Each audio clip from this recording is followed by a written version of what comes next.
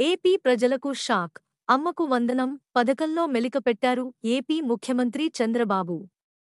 అమ్మకు వందనం పథకంలో పెట్టిన చిన్న మెలిక ప్రస్తుతం హాట్ టాపిక్గా మారింది. ఎన్నికలకు ముందు ఇంట్లో ఎంతమంది పిల్లలుంటే అంతమందికి అమ్మకు వందనం పథకం అమలు చేస్తానని హామీ ఇచ్చిన చంద్రబాబు తాజాగా కేవలం ఇంట్లో ఒక్కరికే ఈ పథకం వర్తిస్తుందని స్పష్టం చేసింది ఏపీ సర్కార్. అమ్మకు వందనం స్కీమ్ చంద్రబాబు విద్యార్థికి 75% హాజరు శాతం తప్పకుండా ఉండాలని పేర్కొన్నారు. దీంతో సర్వత్రా విమర్శలు వెల్లువెత్తుతున్నాయి. దీంతో వైసీపీ నేతలు ప్రభుత్వ తీరుపై మండిపడుతున్నారు. ఇక అటు అమ్మకు వందనం, స్టూడెంట్ కిట్ పథకాలకు ఆధార్ తప్పనిసరని, లేని పక్షంలో ఆధార్ కోసం నమోదు చేసుకుని ఉండాలని విద్యాశాఖ ఉత్తర్వులు జారీ చేసింది. ఆధార్ వచ్చేవరకు PAN card, passport, ration card, voter ID, driving licence వంటి 10 ఐడీ కార్డుల్లో ఏదో ఒకటి సమర్పించాలంది.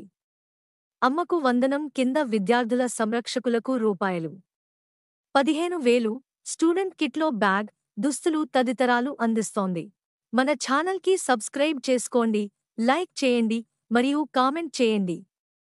మీ సపోర్ట్ మాకు చాలా ముఖ్యం.